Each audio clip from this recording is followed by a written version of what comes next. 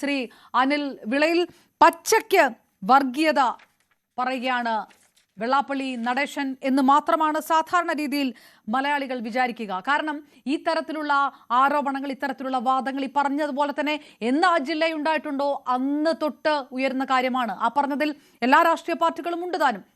ചിലർ തിരുത്തിയിട്ടുണ്ട്, ചിലർ തിരുത്തിയിട്ടില്ല. അതിനപ്പുറത്തേക്ക് വെള്ളാപ്പള്ളി പറയുന്ന ആ ഡാറ്റയ്ക്ക് കണക്കുണ്ടോ, അടിസ്ഥാനമുണ്ടോ, വാദമുണ്ടോ? എങ്ങനെയാണ് VHP അതിന് അനുകൂലമായിട്ടുള്ള ഒരു നിലപാട് എടുക്കുന്നത്? തീർച്ചയായിട്ടും ശ്രീ വെള്ളാപ്പള്ളി നടേശന് സത്യം പറയുന്ന ഒരു വ്യക്തി തന്നെയാണ്. അദ്ദേഹം പറഞ്ഞിരിക്കുന്ന കാര്യങ്ങളൊക്കെ തന്നെ ഞങ്ങളൊക്കെ തന്നെ കുറെ ഏറെ കാലമായി കേരള സമൂഹത്തിനോട് വിളിച്ചു പറയുന്നത് തന്നെയാണ്. മലപ്പുറം ജില്ല എന്ന് പറയുന്നതിന്റെ രൂപീകരണം തൊട്ട് തന്നെ ഇതുമായിട്ട് ബന്ധപ്പെട്ട വിവാദങ്ങളല്ല വന്നിരുന്നത്. അവതാരിക പറഞ്ഞതുപോലെ വിവാദങ്ങളല്ല മലപ്പുറം ജില്ലയുമായിട്ട് വന്നിട്ടുള്ളത്. മലപ്പുറം ജില്ലയുമായി ബന്ധപ്പെട്ടുള്ള സത്യങ്ങളാണ് 1969 മലപ്പുറം ജില്ല രൂപീകരിച്ച കാലം മുതൽ തന്നെ പറഞ്ഞു വരുന്നത്. ഇപ്പോൾ കേരളത്തിലെ പ്രധാനപ്പെട്ട പാർട്ടിയായിട്ടുള്ള മുസ്ലിം ലീഗിന്റെ പ്രധാനപ്പെട്ട നേതൃത്വത്തിലിരിക്കുന്ന പാർട്ടിയാണല്ലോ കോൺഗ്രസ് എന്ന് പറയുന്നത്.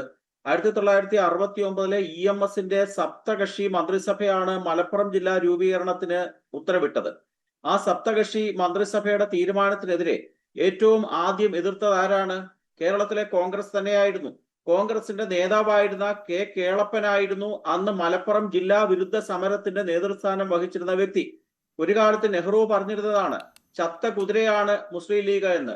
അല്ലെങ്കിൽ മഹാത്മാഗാന്ധി രാഷ്ട്ര വിഭജന കാലഘട്ട രാജ്യത്തിന്റെ സ്വാതന്ത്ര്യം കിട്ടിയ 1947 ദ്വിരാഷ്ട്രവാദത്തിന്റെ അടിസ്ഥാനത്തില് പാകിസ്ഥാനെന്നും ഭാരതമെന്നും രണ്ട് രാഷ്ട്രങ്ങളായി വിഭജിച്ച കാലഘട്ടത്തില് അദ്ദേഹം പറഞ്ഞൊരു കാര്യമുണ്ട്, എന്റെ ശരീരത്തെ വെട്ടിമുറിച്ചുകൊണ്ട് മാത്രമേ ഈ ഭാരതത്തിനെ രണ്ടായിട്ട് വെട്ടിമുറിക്കാൻ സമ്മതിക്കുകയുള്ളൂ എന്ന് പറഞ്ഞപ്പോൾ അതിനെ എതിർത്തുകൊണ്ട് ദ്വിരാഷ്ട്രവാദത്തിനെ അനുകൂലിച്ചുകൊണ്ട് പാകിസ്ഥാൻ എന്ന് പറയുന്ന ഒരു ഇസ്ലാമിക രാഷ്ട്രം ഉണ്ടാക്കാന് നേതൃത്വം കൊടുത്ത ഒരു രാഷ്ട്രീയ പ്രസ്ഥാനം ഉണ്ടെങ്കിൽ ആ രാഷ്ട്രീയ പ്രസ്ഥാനത്തിന് പറയുന്ന പേരാണ് മുസ്ലിം ലീഗ്. അന്നേരം മഹാത്മാഗാന്ധിയെ ഗോഡ്സെ എന്ന് പറയുന്ന വ്യക്തി വെടിവെച്ച് കൊന്നിട്ടുണ്ട് എങ്കിൽ അദ്ദേഹത്തിനെ മാനസികമായി കൊന്നത് ഈ ഭാരതത്തിലെ മുസ്ലിം ലീഗ് ആണ് എന്ന് ചരിത്ര പാഠപുസ്തകങ്ങളിൽ നമുക്ക് കാണാൻ സാധിക്കും. ഇപ്പോഴ് ഈ വെള്ളാപ്പള്ളി നടേശൻ എന്ന് പറയുന്ന SNDP യോഗത്തിന്റെ ആരാധനായിട്ടുള്ള സെക്രട്ടറി പറഞ്ഞത് മാത്രമല്ലല്ലോ യാഥാർത്ഥ്യമായിട്ടുള്ള സംഭവം. അദ്ദേഹം പറഞ്ഞതിനെ മാത്രം എന്തിനാണ് വളച്ചൊടിക്കുന്നത്? കേരളത്തിലെ നിലവിലെ മുഖ്യമന്ത്രി, കേരളത്തിലെ മുൻ മുഖ്യമന്ത്രിയായിരുന്ന VS അച്യുതാനന്ദൻ, ഇടതുപക്ഷത്തിന്റെ മുൻപുള്ള കൺവീനറായിരുന്ന A. വിജയരാഘവൻ, CPMന്റെ നേതാവായിരുന്ന അനിൽകുമാർ തുടങ്ങിയവരൊക്കെ തന്നെ മലപ്പുറം ജില്ലയുമായി ബന്ധപ്പെട്ട് ഇത്തരത്തിലുള്ള യാഥാർത്ഥ്യങ്ങൾ പലതവണയും വിളിച്ചു പറഞ്ഞിട്ടുണ്ടല്ലോ. നമ്മൾ കഴിഞ്ഞ വർഷം തന്നെ ഒന്ന് പുറകോട്ട് പോകേണ്ടതുണ്ട്. കേരളത്തിലെ മുഖ്യമന്ത്രി അദ്ദേഹം CPMന്റെ നേതാവ് കൂടിയാണല്ലോ. അദ്ദേഹം എന്താണ് പറഞ്ഞത്? കേരളത്തിലെ 150 കിലോ സ്വർണവും 123 കോടി രൂപയുടെ ഹവാലപ്പണവും പിടിച്ചെടുത്തത് മലപ്പുറം എന്ന് പറഞ്ഞ ഒറ്റ ജില്ലയിൽ നിന്നാണെന്ന് അദ്ദേഹം ഹിന്ദു ദിനപത്രത്തിൽ കൊടുത്ത ഒരു അഭിമുഖം മറന്നുപോയി കാണില്ലല്ലോ. ഇത് യാഥാർത്ഥ്യമാണ്, ഇത് സത്യമാണ് എന്നുള്ളതിന്റെ പ്രകടമായിട്ടുള്ള തെളിവാണ്.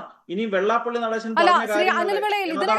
ശ്രീ അനിൽ വിളയിൽ ഈ പറയുന്ന CPM ആണെങ്കിലും CPMന്റെ നേതാക്കന്മാരാണെങ്കിലും വെള്ളാപ്പള്ളിയുടെ വാക്കുകൾ ഏത് തരത്തിൽ പറഞ്ഞു? അല്ലെങ്കിൽ മുഖ്യമന്ത്രി പറഞ്ഞത് മുസ്ലിം സമുദായത്തെ കുറിച്ചല്ല, മുസ്ലിങ്ങളെ കുറിച്ചല്ല, ലീഗിനെ കുറിച്ചാണ് എന്ന് പറഞ്ഞ് പലതവണ അത് തിരുത്തിയിട്ടുമുണ്ട്. വെള്ളാപ്പള്ളിയും അത് തിരുത്തിയിട്ടുണ്ട്. ഇപ്പോൾ അദ്ദേഹം ഇങ്ങനെ പറയുന്നുണ്ടെങ്കിലും അദ്ദേഹം തന്നെ അത് തിരുത്തിയിട്ടുണ്ട്. പറഞ്ഞത് രാഷ്ട്രീയ പ്രസ്ഥാനത്തെ കുറിച്ചാണ് എന്ന് മന്ത്രിമാരടക്കം, ഇടത് ഭാഗത്തെ മന്ത്രിമാരടക്കം പറയുകയും ചെയ്തിട്ടുണ്ട്. നിങ്ങൾ എടുക്കുന്ന നിലപാട് ആർക്കെതിരെയാണ്? മുസ്ലിം ലീഗിനെതിരെ മാത്രമാണോ? അതോ ഒരു ജില്ല ഈ തരത്തിൽ ഒരു വർഗീയത പ്രാവർത്തികമാക്കുകയാണ്, വളർത്തുകയാണ്, അങ്ങനെയാണോ? ഈ മലപ്പുറം ജില്ലയിൽ നിന്ന് മുസ്ലിം ലീഗിനെയും മുസ്ലിം ലീഗിൽ നിന്ന് മലപ്പുറത്തിനെയും മാറ്റി നിർത്താൻ നമുക്ക് സാധിക്കില്ല എന്നുള്ളതാണ് കേരള രാഷ്ട്രീയത്തിന്റെ ഏറ്റവും വലിയ സവിശേഷത. കേരളത്തിലെ മലപ്പുറം ജില്ല എന്ന് പറയുന്ന ഒരു ജില്ല രൂപീകരിച്ചത് തന്നെ 1967 കാലഘട്ടത്തിലെ EMSന്റെ സപ്തകക്ഷി മുന്നണിയുടെ പ്രാഥമികമായിട്ടുള്ള ഒരു പോളിസിയുടെ ഭാഗം തന്നെയായിരുന്നു. അതിന് നേതൃത്വം കൊടുത്തിരുന്ന ആരാണ്? അതിന് നേതൃത്വം കൊടുത്തിരുന്ന CH മുഹമ്മദ് കോയ എന്ന് പറയുന്ന മുസ്ലിം ലീഗിന്റെ ഏറ്റവും പ്രധാനപ്പെട്ട നേതാവായിരുന്നു.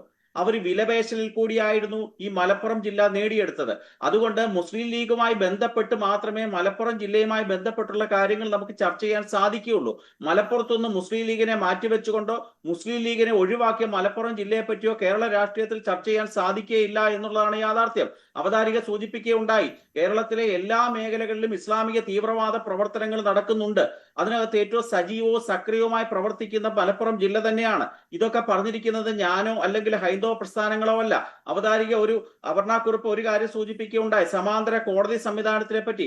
മലപ്പുറം ജില്ലയിലെ സമാന്തര അത്തരം വിദ്വേഷ പ്രചാരണങ്ങൾ ഉണ്ട്. അത് 1960 തൊട്ട് ഉണ്ട് എന്നാണ് അവതാരിക സൂചിപ്പിച്ചതല്ല, ഉണ്ട് എന്നാണ്. ഉണ്ട്, വിദ്വേഷ പ്രചാരണങ്ങൾ ഉണ്ടാണ്. ഈ വിദ്വേഷ പ്രചാരണങ്ങൾ മലയാളി മുഖവിലക്കെടുത്തോ തള്ളിക്കളഞ്ഞോ എന്നുള്ളത് ഇത്രയും കാലമുള്ള രാഷ്ട്രീയ ചരിത്രം പറയും. അവതാരിക സൂചിപ്പിച്ചതല്ല, ഇത് അവതാരികയുടെ വാക്കുകളല്ല. ഇത്തരം വിദ്വേഷ പ്രചാരണങ്ങൾ തുടക്കം തൊട്ടേ നടക്കുന്നു. അത് തള്ളിക്കളഞ്ഞു എന്നുള്ളത് കൊണ്ടാണല്ലോ മുസ്ലിം ലീഗ് കേരളത്തിൽ പ്രധാനപ്പെട്ട രാഷ്ട്രീയ കക്ഷിയായി നിൽക്കുന്നത്. ഈ മലപ്പുറത്തെ മുസ്ലിങ്ങളെ കുറിച്ച് പറയുന്ന ഈ ആക്ഷേപങ്ങൾ കേരളത്തിലെ ജനത, മലയാളികൾ അത് ഏറ്റെടുത്തിട്ടുണ്ട് എന്ന് തോന്നുന്നില്ലല്ലോ. അതല്ലല്ലോ ഇവിടെ ഉണ്ടായിട്ടുള്ള ചരിത്രം. അല്ല, അവതാരിക പറഞ്ഞതിനകത്ത് വസ്തുതാപരമായ ഒരു പിശകുണ്ട്. ഏത് ഡേറ്റ ഉണ്ടെന്നാണ് ചോദിച്ചത്. ആ ഡേറ്റ ഞാൻ പറയാം. കേരളത്തിലെ നിലമ്പൂരിലെ MLA ആയിരുന്ന ശ്രീ ആര്യാടൻ മുഹമ്മദ്, അദ്ദേഹം കോൺഗ്രസിന്റെ മതേതരത്വ മുഖമെന്ന് അവകാശപ്പെടുന്ന ഒരു നേതാവായിരുന്നല്ലോ. അദ്ദേഹം കോടിയേരി ബാലകൃഷ്ണൻ എന്ന് പറയുന്ന വ്യക്തി കേരളത്തിലെ ആഭ്യന്തരമന്ത്രിയായിരുന്ന കാലഘട്ടത്തില് നിയമസഭയിൽ ഒരു ചോദ്യം ചോദിച്ചു, കേരളത്തിലെ ഇസ്ലാമിക കോടതികൾ പ്രവർത്തിക്കുന്നുണ്ടോ എന്നായിരുന്നു ആ ചോദ്യം. നിയമസഭയുടെ രേഖകൾ പരിശോധിച്ചാൽ, ഞാൻ വേണേ അടുത്ത റൗണ്ടിൽ കൃത്യമായിട്ട് ഡേറ്റ് ഉൾപ്പെടെ ഞാൻ പറയാം, നിയമസഭാ രേഖകൾ പരിശോധിക്കുകയാണെങ്കിൽ നിലമ്പൂരിലെ ഇസ്ലാമിക കോടതി ദാറുൽ ഖുദ എന്ന പേരിൽ ഇസ്ലാമിക കോടതി പ്രവർത്തിക്കുന്നുണ്ട് എന്നും all India Muslim personal law ബോർഡിന്റെ അധ്യക്ഷനായിരുന്ന വ്യക്തി മലപ്പുറത്ത് വന്ന് ആ ഇസ്ലാമിക കോടതി ഉദ്ഘാടനം ചെയ്തതായിട്ട് കേരള നിയമസഭയിൽ കോടിയേരി ബാലകൃഷ്ണൻ എന്ന് പറയുന്ന കേരളത്തിന്റെ ആഭ്യന്തരമന്ത്രി, ആര്യാടൻ മുഹമ്മദ് എന്ന് പറഞ്ഞ കോൺഗ്രസിന്റെ നിലമ്പൂരിലെ MLAക്ക് മറുപടി കൊടുത്തിട്ടുണ്ട്. കൃത്യമായ രേഖയുണ്ട്. അതുകൊണ്ട് അതൊക്കെ വസ്തുതാവിരുദ്ധമായ സംഭവങ്ങളല്ല. ശ്രീ വെള്ളാപ്പള്ളി നടേശൻ സൂചിപ്പിച്ചത് എന്താണ്? ഇസ്ലാമിക ലീഗിനുള്ള മറുപടി ലീഗ് പറയട്ടെ. ലീഗ് തന്നെ ശ്രീ ഷാഫി ചാലിയം പറയട്ടെ. ഒറ്റ കാര്യമാണ് ഞാൻ അതിനു മുമ്പ് ചോദിക്കുന്നത്. വെള്ളാപ്പള്ളി സത്യം പറയുന്ന ഒരാളാണ് എന്നാണ് താങ്കൾ പറഞ്ഞത്. വെള്ളാപ്പള്ളി പറഞ്ഞ 2 സത്യങ്ങൾ അത് അംഗീകരിക്കുന്നുണ്ടോ എന്നും കൂടെ ചോദിച്ചിട്ട് ഞാൻ അങ്ങോട്ട് പോകാം. യെസ് ഓർ നോ മാത്രം പറഞ്ഞ സമയപരിധി കൊണ്ട്. ആർക്കും വേണ്ടാത്തവർ അടിഞ്ഞുകൂടുന്ന സ്ഥലമാണ് BJP എന്ന് വെള്ളാപ്പള്ളി നടേശൻ പറഞ്ഞിട്ടുണ്ട്. അംഗീകരിക്കുന്നുണ്ടോ? Yes or no. പിണറായി വിജയന് ബദലില്ല എന്ന് പറയുന്ന വെള്ളാപ്പള്ളിയെ നിങ്ങൾ അംഗീകരിക്കുന്നുണ്ടോ? Yes or no. Shri Vellappally Natesan പറഞ്ഞ രാഷ്ട്രീയ കാര്യങ്ങളെ പറ്റി ഞാൻ മറുപടി പറയാൻ ബാധ്യസ്ഥനല്ല.